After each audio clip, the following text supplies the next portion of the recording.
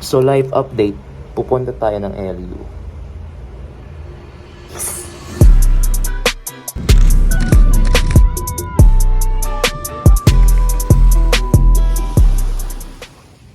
So ayun, bago ko simulan ang kwentong LU natin, samahan niyo muna akong prepare ng gamit. First on the list ko syempre is yung camera, yung bag, and yung mga kasamang gamit na dadaling ko. Bale, naisipan ko na rin linisan yung camera since medyo matagal na rin nung last ko siyang nilinisan.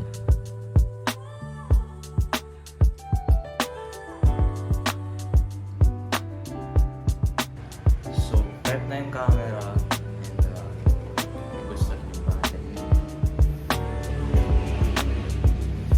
Tara na mag-empake. So next is yung gamit natin ng LU, yung mga damit and other necessities, nilagay ko na sa bag. So prep na yung mga gamit, bali na-empake na tapos so na-empake na and then napagbalot na rin yung mga kailangan damit for LU. Next is mag-prep na tayo for pagiging ninong. Quick transition tayo sa pagiging ninong. Outfit check. Bale, side story is nanganak muna tayo ng binyag and also naging photographer ng event na yan. So ayun, short story lang. And here are the few vids na kuha ko ng mismong event.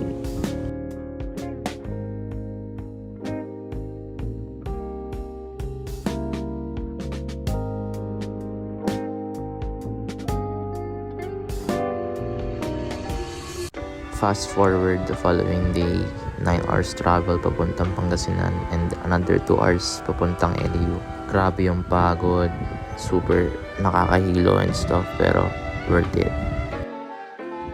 Dumating kami sa Bawang La Union mga dapit hapon sa Lawanok Cove and ito yung place na pinagstayan namin.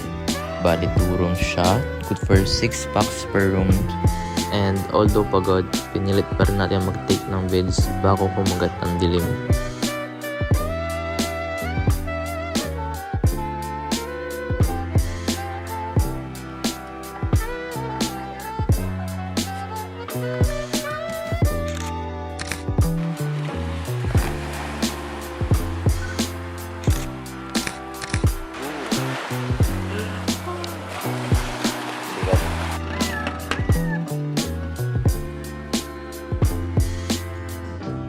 Kinagabihan, konting salo-salo lang with the fam and bonding.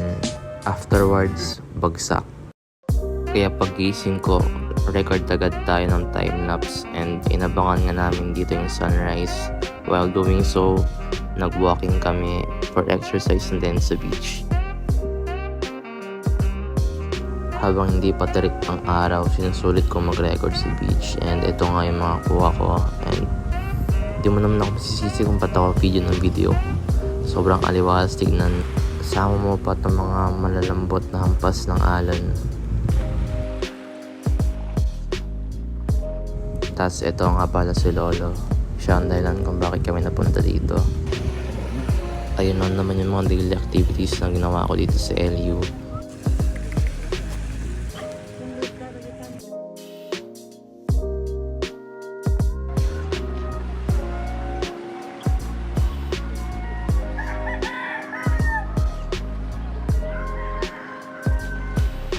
Pagputok ng araw, bumalik na kami sa loob and nag-prepare na kami ng mga food. Obviously seafood since beachfront nga lang yung bahay.